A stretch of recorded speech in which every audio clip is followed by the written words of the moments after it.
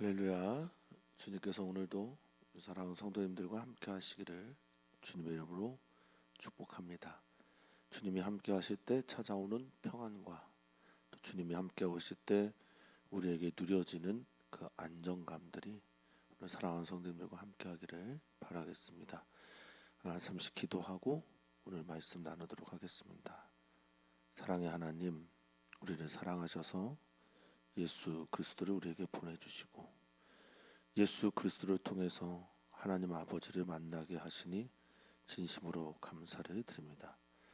루터가 보이지 않는 하나님보다 지금 눈에 확실하게 보이는 예수님에게로 달려가라.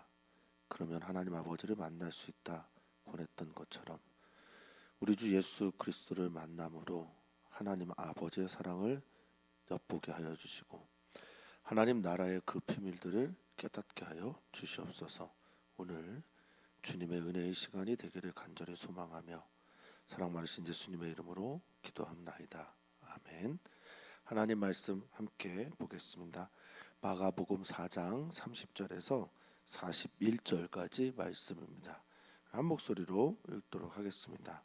또 이르시되 우리가 하나님의 나라를 어떻게 비교하며 또 무슨 비유로 나타낼까? 겨자씨 한 알과 같으니 땅에 심길 때에는 땅 위의 모든 씨보다 작은 것이로되 심긴 후에는 자라서 모든 풀보다 커지며 큰 가지를 내나니 공중의 새들이 그 그늘에 깃들일 만큼 되느니라. 예수께서 이러한 많은 비유로 그들이 알아들을 수 있는 대로 말씀을 가르치시되 비유가 아니면 말씀하지 아니하시고 다만 혼자 계실 때 그 제자들에게 모든 것을 해석하시더라.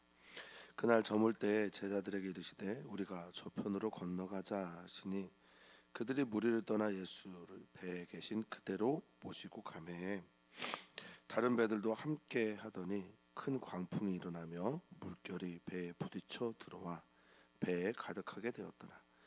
예수께서는 고물에서 베개를 베고 주무시더니 제자들이 깨우며 이르되 선생님이여 우리가 죽게 된 것을 돌보지 아니하시나이까 하니 예수께서 깨어 바람을 꾸짖으시며 바다더러 이르시되 잠잠하라 고요하라 하시니 바람이 그치고 아주 잔잔하여지더라. 이에 제자들에게 이르시되 어찌하여 이렇게 무서워하느냐 너희가 어찌하여 믿음이 없느냐 하시니 그들이 심히 두려워하여 서로 말하되 그가 누구이기에 바람과 바다도 순종하는가 하였더라. 아멘. 예수님은 마가복음을 통해서 계속해서 가르치시고 또 가르치십니다. 지금은 이제 마가복음 4장을 우리가 읽고 있는데 마가복음 4장에서는 하나님 나라의 말씀을 비유로 우리들에게 전해주고 계시죠. 이 비유와 비교의 특징에 대해서 지난번에 한번 말씀을 드렸고 계속해서 설명하지만 파라볼레라고 하는 파라 나란히 함께 던져놓다라는 거죠. 본질의 것, 즉 하나님 나라에 대한 것들을 말씀하기 위해서 나란히 어떤 일상 속에서 있는 것들을 통해서 설명하시는 겁니다. 그러면 어떤 사람은 하나님 나라의 그 비유를 통해서 하나님 나라의 본질을 발견하게 되는데 그런 대상이 예수님께 나와서 한 걸음 나와서 묻거나 또 예수님께서 다가가셔서 가르치시는 이들이란 말입니다. 우리는 하나님의 말씀의 그 비밀을 그래서 맡게 되는데요. 사랑하는 성도님들이 올해 주님께 조금 더 가까이 또 주님께서 우리에게 조금 더 가까이 다가오는 복된 한 해가 되기를 주님의 이름으로 축복합니다. 자, 30절 말씀입니다. 또 이르시되 어제부터 계속 반복되어지는 또라는 단어 이것은 이제 카이라는 헬라어를 썼는데요. 그리고 이런 말입니다. 그리고 나서 또 반복하여 주님께서 하나님 나라의 아름다운 이야기들을 비유로 설명합니다. 우리가 하나님의 나라를 어떻게 비교하며 여기 비교하다라는 단어 또 밑에는 무슨 비유로 나타낼까? 그래서 비교 호모이오오라는 단어인데요. 호모는 이제 비슷하게, 유사하게, 같게 이렇게 설명한다라는 뜻을 가지고 있어요. 그러니까 어떻게 비교하고 어떻게 유사하게 설명하고 또 파라볼레, 비유로 이것을 설명할 수 있을까? 하나님의 나라 말입니다. 예수님께서 이 땅 가운데 오셔서 가장 강조하셨던 주제 한 단어를 말하라면 그것은 하나님의 나라, 천국입니다. 죽어서 가는 하나님 나라 분명하게 있지만 이 땅 가운데서 누려야 될, 또 누릴 수 있는 하나님의 나라를 예수님은 지금 이곳에서 이 생을 살고 있는 사람들에게 전하셨고 그 일들이 일어나기를 바라셨습니다. 그러니 사랑하는 성도님들도 이 땅 가운데서, 물론 죽어서 경험하는 하나님 나라도 영광스럽지만 이 땅 가운데서도 하나님의 나라의 신비를 맛보시기를 축복합니다. 자, 31절입니다. 비유하시면서 겨자씨 한 알과 같다. 천국은, 하나님의 나라는 겨자씨 한 알과 같다라고 말합니다. 팔레스타인 지역에 가면 1년생 식물입니다. 그러니까 1년 동안 자라서 1년 동안 나무가 되는 이 겨자씨인데요. 1년생 식물이면서 동시에 매우 작지만 자라게 되면 가장 큰 것은 3m가량 자라난다고 합니다. 엄청나게 빠른 속도로 자라나게 하는 하나님 나라의 씨앗이 어떠한 폭발력을 가지고 있는지, 어떠한 능력을 가지고 있는지를 보여주는 말씀이라고 할 수 있겠습니다. 겨자씨, 원어를 보니까 같은 단어를 반복해서 썼어요. 코커스나피라는 단어인데 겨자를 강조하기 위함, 자금을 강조하기 위함입니다. 자, 땅에 심길 때는 뭐라고 말하고 있냐면 땅의 모든 씨보다 작다 이렇게 말합니다. 그러니까 하나님 나라의 비유를 말할 때 한 점으로 예수님께서 말씀하시고, 또 어떤 땅은 좋은 땅인데 그 땅이 어떻게 받아들이는지 모르지만 작은 씨앗으로 받아들이게 되는 거죠. 그래서 땅 위의 모든 씨보다 작은 씨가 겨자다, 겨자씨다 이렇게 말을 하고 있습니다. 가장 작은 씨인데 32절입니다. 심긴 후에 자라서, 자라나다라는 건 이제 위로 솟아오르는 걸 표현했어요. 심긴 후 자라나서 모든 풀보다 커지다라고 말을 합니다. 어떤 풀보다, 어떤 식물보다, 어떤 푸성기, 즉 먹을 것보다 더 커지며 큰 가지를 낸다라고 말합니다. 자라서 어떤 식물보다 크게 가지를 내어서 그런 후에는 어느 정도까지 크냐? 공중의 새들이 그 그늘에 깃들일 만큼 된다라고 말합니다. 그 그늘 밑에 자신의 집을 짓는, 둥지를 짓는 일들까지 있다. 뭐 이런 의미라고 보시면 되겠습니다. 여기 이제 깃들이다라는 말이 카타스케노인데요. 살다라는 뜻이에요. 그곳에서 살고 삶을 영위하다 이런 말입니다. 이제 많은 성경학자들이 여기서 의견이 좀 분분합니다. 이 새들은 씨 뿌리는 자의 비유에서 나왔지만 새들은 이제 사탄으로 비교가 되지 않습니까? 그래서 하나님 나라가 이렇게 성장해서 사탄의 세력들과 싸워 이길 만큼 성장한다. 그러니까 하나님 나라의 성장 속도만큼 뭐 교회가 혹은 한 영혼이 하나님 나라의 그 일들에 의해서 자라나게 되었을 때 말입니다. 많은 공격하는 사탄의 무리들이, 새들이 거기에 깃들 수 있다. 이렇게 해석을 하는 분들 계시고요. 또 어떤 분들은 그냥 그 자체로 그냥 의미를 이해를 하셨어요. 그래서 성장해서 자라서 그것의 도움을 받는 많은, 지금 여기 보면 이제 새들이죠. 많은 새들뿐만 아니라 많은 존재들이 있게 된다라고 이해를 하기도 하십니다. 문제가 뭐가 있겠습니까? 둘 다 일어나는 일이거든요. 많은 사람들이 하나님 나라의 말씀을 받아들여서 교회가 성장하게 된다, 자라나게 된다. 그러면 당연히 하나님 나라의 그 일들을 방해하는 세력들도 그 옆에서 자라나게 될 것이고요. 또한 하나님 나라의 그 비율을 따라서 교회가 또는 한 사람이 성장하고 자라게 되면 많은 사람들에게 선한 영향력을 끼칠 수 있습니다. 아멘. 둘 다 맞죠. 우리 사랑하는 성도님들, 자라나시기를 또 성장하시기를, 그래서 많은 이들에게 선한 영향력 끼치시기를 주님의 이름으로 축복합니다. 자, 여기 이제 그늘이라는 단어가 재밌어요. 스키아라는 헬라어를 썼습니다. 스키아라고 하는 헬라어는 표징, 예표, 전조, 아주 의도적인 거겠죠. 그림자, 그늘이라는 의미와 함께 이것이 너희의 예표다, 전조다, 이렇게 말씀을 하고 있습니다.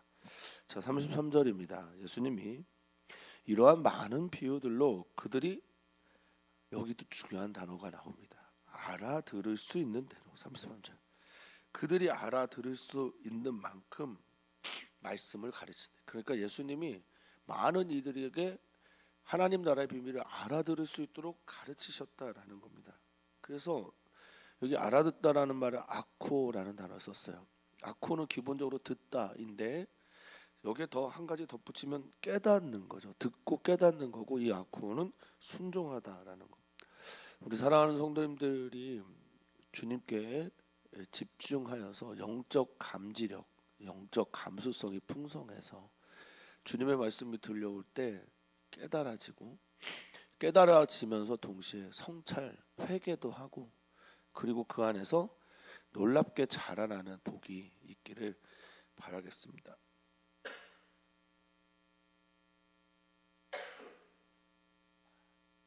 죄송합니다. 아멘 하고 계셨죠? 저는 기침이 나왔어요. 자, 34절입니다. 네, 알아들을 수 있도록 말씀을 가르치시면서 동시에 비유가 아니면 말씀하지 않았어요. 그 비유는 모든 사람들에게 열려 있는 말씀이고, 그리고 뒤에 다만 혼자 계실 때 그 제자들에게 모든 것을 해석해 주셨다라고 말합니다. 주님께서 혼자 계실 때 그에게 가까이 와서 들을 귀 있는 자가 된 사람들, 마음을 활짝 열고 주님께 질문할 준비가 되어 있는 이들, 나는 듣고 깨달아 주님 안에서 겨자씨같이 성장할 준비가 되어 있는 사람들에게는 그 모든 것들을 해석하셨다라고 말합니다. 이 제자들이란 말이 마데테스라는 헬라어인데요, 만다노라는 동사에서 옵니다. 익히다, 배우다, 훈련받다라는 거. 우리가 뭐 머리로 배우는 건 참 좋아하는데요, 훈련까지 주님에 의해서 받는다라는 것은 좀 상상하기 어려운 듯합니다. 그것은 싫어하고, 훈련되어지면서 또 연단도 있고 또 몸의 단련도 있고 영혼의 근육도 단단해지는 일들에 대해서는 외면하기 쉬운 것이 우리들이기도 하죠. 그런데 제자들은 그렇지 않습니다. 제자들은 끝까지 훈련받아야 합니다. 자, 그 모든 것들을 제자들에게 숨겨진 비밀들을 해석해 주시는데요, 이 해석하다라는 헬라어가 에피리오라는 단어입니다. 에피는 뭐뭐 위에고, 리오는 풀어주다, 풀다. 그러니까 구속되어 있는 것, 메어져 있는 거에서 해방시키다라는 뜻을 가지고 있습니다. 그러니까 이 비유의 말씀을, 감춰진 것들을 그 하늘 향해, 위를 향해 열어주시는 거죠. 풀어주시는 거죠. 설명하시는 겁니다. 우리 사랑하는 성도님들에게 뭐 성경 공부 권해드리기도 하는데, 뭐 성경 공부 원하시면 언제든지 좋습니다. 뭐 같이 공부해 나가는 거니까. 그리고 우리 주님께 나와서 질문하셔서 궁금하신 것들을 풀어내는 주님의 역사를 보는 우리 성도님들 되기를 바라겠습니다. 자, 35절입니다. 그날 날이 저물 때 제자들에게 이제 말씀하세요. 이제 가르칠 일이 끝났고 해석도 어느 정도 마무리가 됐어요. 그래서 예수님이 한적한 곳으로 저 배에 옮겨서 저 바다 건너편으로, 갈릴리 저 저편으로 건너가자라고 말씀하십니다. 옮겨가시는 이유는 뭐 여러 가지가 있겠으나 사람들을 피해서 저는 기도하러 가시는 게 아닌가 싶습니다. 예수님의 사역에서 가장 중요한 것 중에 하나는 하나님 아버지와 소통하는 기도였습니다. 기도 외에는 이런 유가 나지 않으니 우리 사랑하는 성도님들도 주님과 기도하는 시간들이 많아지기를 바라겠습니다. 자, 그들이 그 무리를 떠나 예수님을 배에서 설명하셨으니까 타신 그 배에 그들이 올라서 모시고 가는 거예요. 그런데 다른 배들도 함께 따라옵니다. 따라온대요. 그 배들이 함께 따라갔다라는 이야기, 이건 좀 다음 얘기에 복선이 있어요. 자, 그때 함께 따라가는데 큰 광풍이 일어났다라고 말했어요.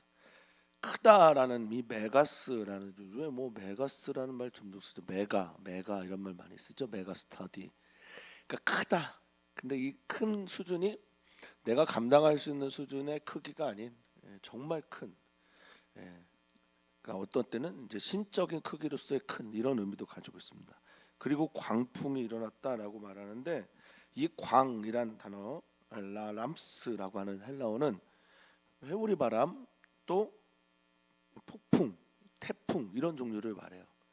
그러니까 얼마나 강하고 강력한 바람이 불었는지 모릅니다. 자, 강력한 바람이 불어서 파도 물결 치는 파도가 배에 부딪혀서 다 들어올 정도까지 됐다라고 말합니다. 이 가득하다라고 하는 말은 이제 개미조라는 말인데 물이 찰랑찰랑이 아니라 완전히 덮치고 덮은 상태를 말합니다. 상황이 좀 급박해졌고 긴박해졌죠. 이럴 때 여러분들은 어떻게 하십니까? 내 상황이 긴박할 때, 내가 내 힘으로 감당할 수 없는 일이 생기면 사랑하는 성도님들은 어떻게 해야 합니까? 예수님을 찾아야죠. 예수님이 어디에 계신지를 불러야죠. 예수님은 어디에 계십니까? 그 배 안에 계십니다. 사랑하는 성도님들의 인생의 배 안에 우리 주님은 지금도 계십니다. 사랑하시고 또 함께 있고 싶으셔서 임마누엘 되셔서 우리를 구원하기 위해서 지금도 우리라는 인생의 배 안에 계신 주님 발견하시길 바랍니다.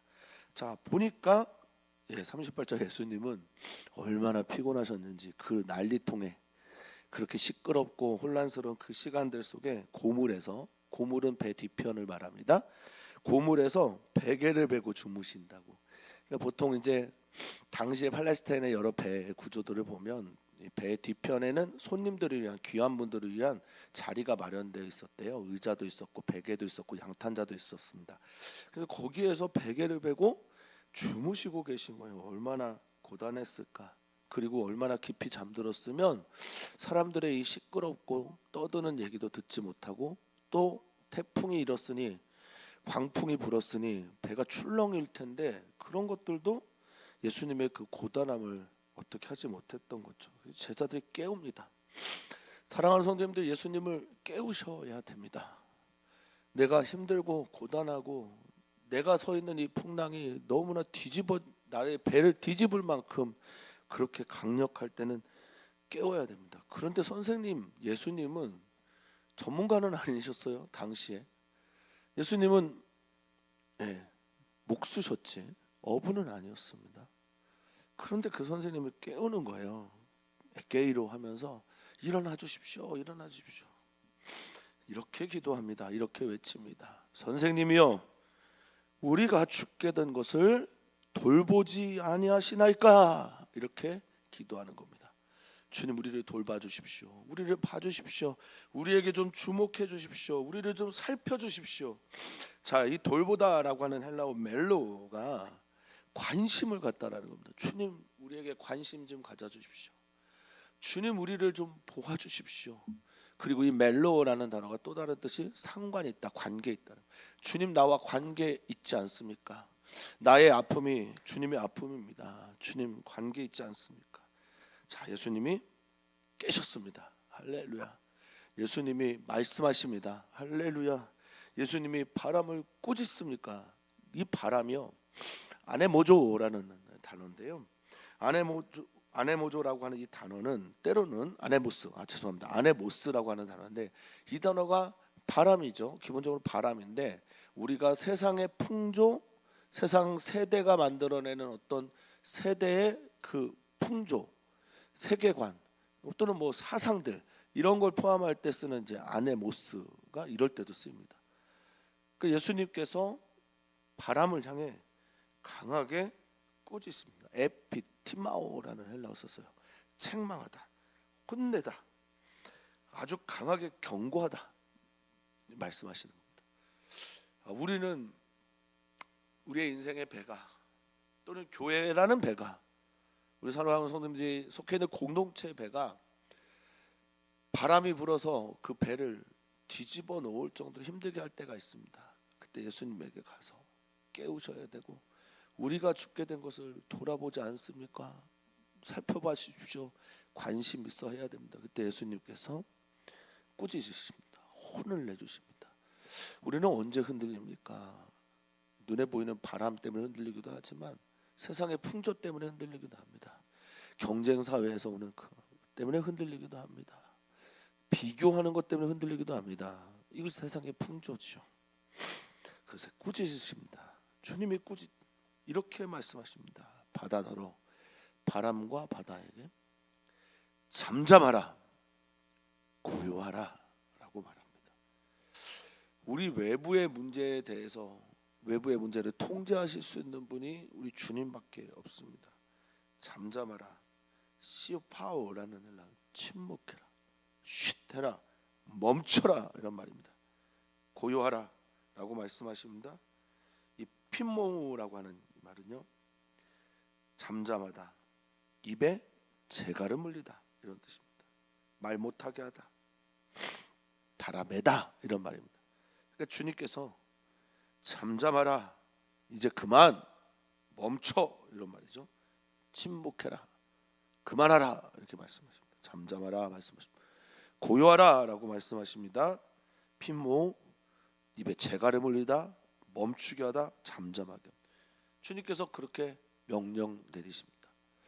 바다를 향해, 바람을 향해 명령을 내리시는 그 예수님이 여러분들이 믿고 따르는 그 예수님이십니다. 세상의 풍조가 밀려올 때 우리의 연약함을 보시고 깨어 일어나 바람과 바다를 향해 꾸짖으시는 분이 우리 예수님입니다. 그러자 바람은 어떻게 됐습니까? 그쳤습니다. 잦아들게 됐습니다. 멈추게 되었습니다. 그리고 아주 잔잔하게 됐습니다. 바다가 출렁이는 것은 바람 때문입니다. 원인을 주님께서 제거해 주셨습니다. 우리를 공격하는 또는 우리를 힘들게 하는 것들이 무엇인지 모르겠으나 우리 주님은 그 원인까지 정리하시는 분이 우리 주님이십니다. 아주 잔잔해졌다, 고요해졌다라고 말합니다. 자, 그 다음 제자들에게,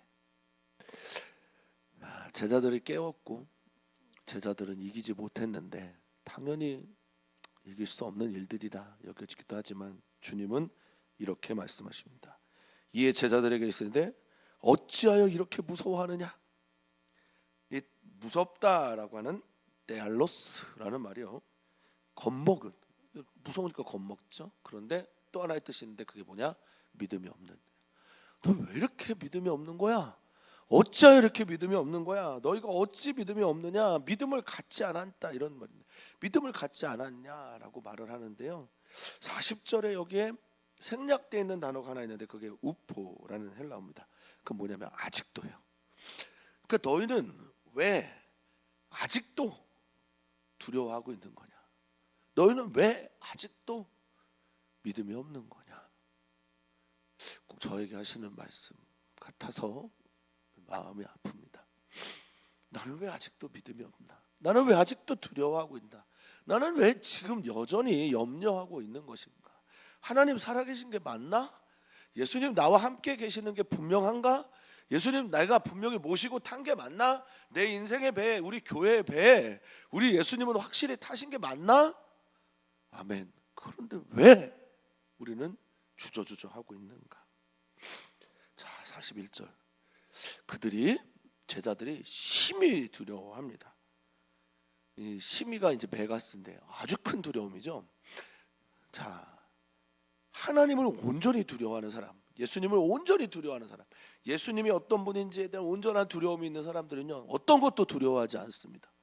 하나님을 제대로 경외하는 사람은 어떤 것도 무섭지 않습니다. 지금 그걸 말하고 있는 거죠. 심히 두려움이 확 찾아오게 되고 경외감이 일어난 겁니다. 이 두려워하다라는 말이요, 이렇게 썼어요. 포베오 포보스. 그러니까 포베오도 두려워하다, 보고서 두려움. 그러니까 두려움으로 두려워하다 이런 말이에요. 이건 어떤 강력한 경외감이고 어쩔 수 없는 이제 누미노제라고 존 오트라고 하는 종교학자가 말하는 신비한 정말 압도적인 크기의 신비함 때문에 경외감에 사로잡힌 거죠. 그가 누구이기에 바람과 바다도 순종하는가 이렇게 말합니다. 바람, 아네모스라고 하는 바람, 달라스라고 하는 바다. 이거 다 혼돈의 세계를 지배하는 것들입니다. 우리를 혼란스럽게 하고 공허하게 하고 외롭게 하고 흑암 가운데 있는 당시에 이제 바다는 라합이라고 하는 동물들이 짐승이 다스리고 있는 곳으로 여겨졌거든요. 그래서 이 혼란과 혼돈 이 모든 것들까지 어떻게 주님 앞에서 이 예수님 앞에서 휘파고 순종하는가, 말을 듣고 있는가, 경청하는가 이렇게 말을 하고 있습니다. 진정한 예수님을 만나게 되지. 예수님이 어떤 분인지를 제자들이 만나게 된 거예요. 모든 것들 위에 뛰어난 예수님, 두려워해야 될 최고의 대상 예수님. 두려운 것들이 내게 있을 때 진짜 두려운 존재를 우리가 안에 모시고 있었구나라는 고백을 하는 겁니다. 사랑하는 성도님들, 세상 살면서 어려운 일들, 힘든 일들 정말 너무나 많습니다.